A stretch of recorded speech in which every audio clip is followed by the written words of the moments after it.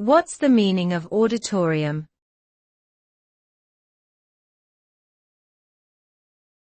Auditorium.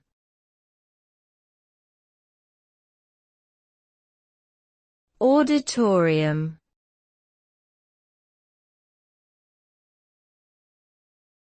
Auditorium.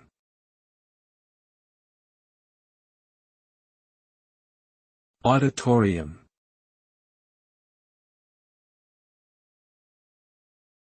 An auditorium is a large room or hall where public gatherings, performances, lectures, and other events take place. It is designed to accommodate many people and is usually equipped with seating, lighting, sound systems, and stages or platforms. Auditoriums are commonly found in educational institutions, concert halls, theaters, and conference centers.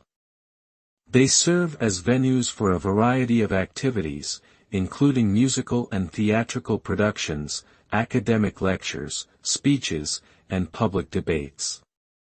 The term auditorium often implies a space that is specifically designed to optimize acoustics and visibility for the audience.